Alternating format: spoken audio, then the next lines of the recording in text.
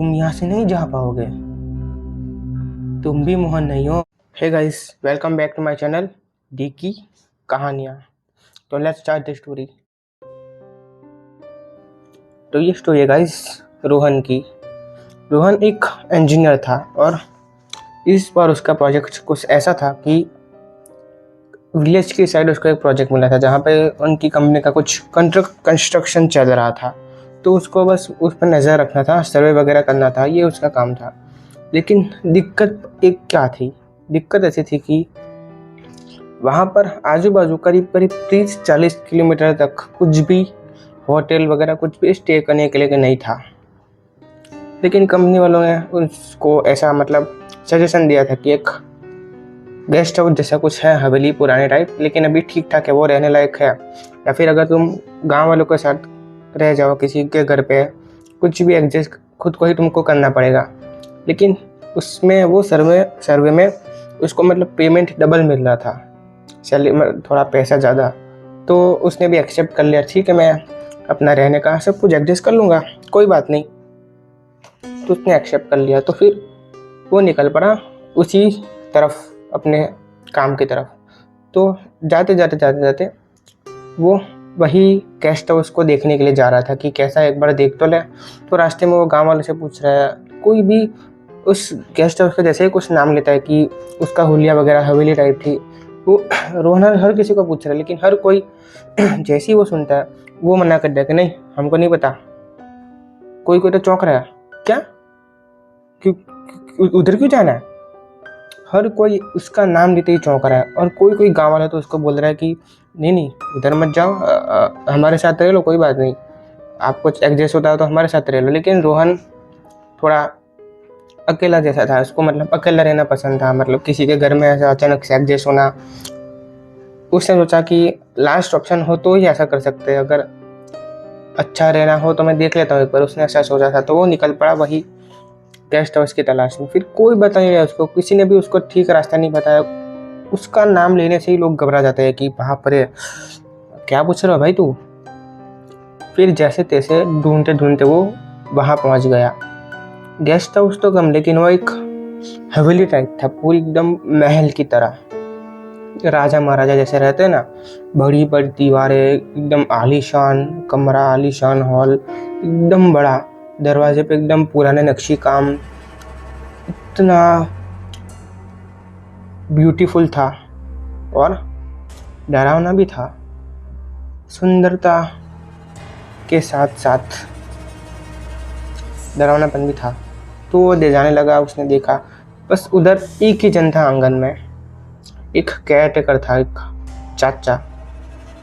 वो बस बाहर ही अपना लॉन वन का देखना, अंदर का थोड़ा बड़ा कमरा वगैरह देख लेने का, बस वही उसका काम था।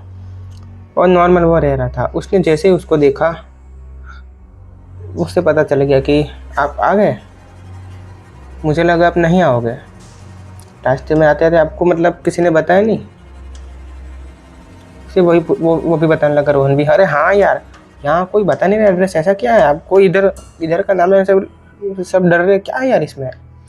फिर वो चच्चा बताता कि नहीं कुछ नहीं है, रहो शांति से। फिर उसने अपना कमरा वमरा दिखाया, सब कुछ एडजस्ट करवाया, सब कुछ क्लीन तो था वैसे, लेकिन बस डस्ट में ही क्लीन था, पूरी तरीके से क्लीन नहीं था। आप समझोगे कि आगे जाके मैं क्या बोलने की कोशिश कर रहा हूँ। फिर उसने देखा उसको रहना मैंने पसंद आ गया, तो वो देख के निकल गया अपने काम पे। सब कुछ उसने साइट वाइट विजिट की, सब कुछ सर्वे सब कुछ ख़त्म किया। 3 दिन का उसका काम था। पहले दिन आया, रात को वहीं रुका, कमरे में मस्त चाय रहा था को वो बाहर चाचा ने उसको बताया कि ध्यान रखना, बस दरवाज़ा मत खोलना। फिर वो उसने पूछा क्या बोल रहे हो आप? उसने बोला बस ये बात आगे जाके तुमको याद आएगी, बस मेरी ये बात मत भूलना, दरवाज़ा मत खोलना। अभी ये भी सोच रहा है रोहन भी, क्या बोल रहे हो यार, यहीं भी लगता है, यहीं भी वही बातें चल रही है, अंधविश्वास वगैरह, भूत प्रेत।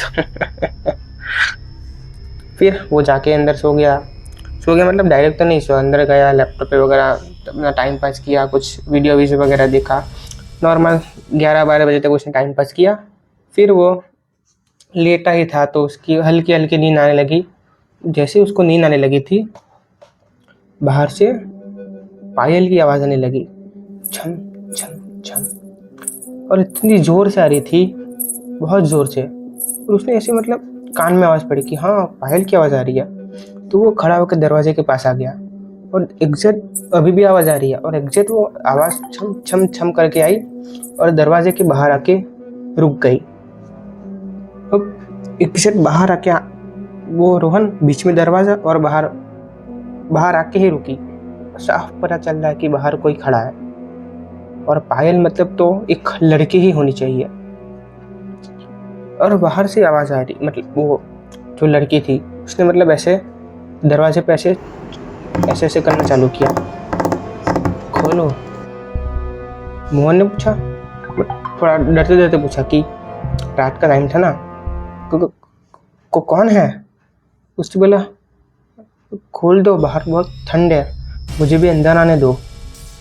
अब रोहन बोला कि कौन है? नहीं नहीं इधर नहीं। उसने बोला नहीं नहीं, थोड़ी मुझे बस थोड़ी गर्माहट चाहिए, आपके साथ सोने दो, मैं आ जाऊंगी। अब जैसे ये बात हुई, रोहन एकदम डर गया। वो अभी भी दरवाजा से खटखटा रही है, अब जोर जोर से चालू हो गया कि खोलो खोलो। रोहन चुपचाप डर के कोने में जाके बैठ गया, बैठ के, और वो अभी भी खड़खड़ा रही है। पूरी रात ये कार्यक्रम चला। बाहर कभी वो छम छम की आवाज़ आती, कभी खिड़की दरवाजे जोर जोर से टकराते, ये सब चलने लगा। और फिर वो उसने मतलब जैसी थोड़ी आवाज़ बंद हुई, उसने सोचा दरवाज़ा खोल कर देखता हूँ। तभी उसको वो चाचा की बात आ गई कि दरवाज़ा मत खोलना, कुछ भी हो जाए दरवाज़ा मत खोलना। तो फिर वो रुक गया, उसने दरवाज़ा नहीं खोला। फिर सुबह जैसी हुई 5 बजे ही, जैसे ही उजाला आया, वो तुरंत भाग के नीचे गया और चाचा को बोला कि ये सब हुआ है मेरे साथ। ये सब बातें चाचा ने सुनी, इसलिए मैं तुमको चेतावनी दे रहा था कि दरवाज़ा मत खोलना। तूने खोला तो नहीं है ना? उसने बोले कि हाँ, लेकिन अब मैं क्या करूँ, मुझे तो यहाँ कम से कम 2 दिन और रुकना पड़ेगा।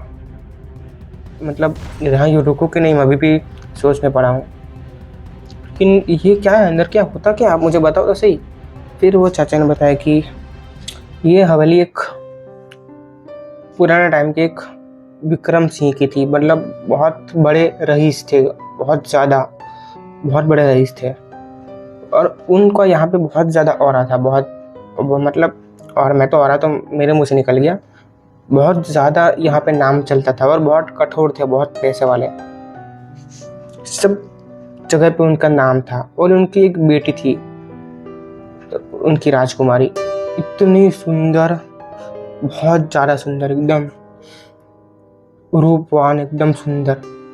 लेकिन दिक्कत क्या हुई कि उसको एक मोहन नाम के लड़के से प्रेम हो गया, जो उनके ही आंगन में काम करता था, माली टाइप काम करता था, सब कुछ पेड़ पौधे वाले। और ये चक्कर बहुत लंबा चला था, और आखिरकार बात पहुंच गई वही राजा के पास, विक्रम सिंह के पास।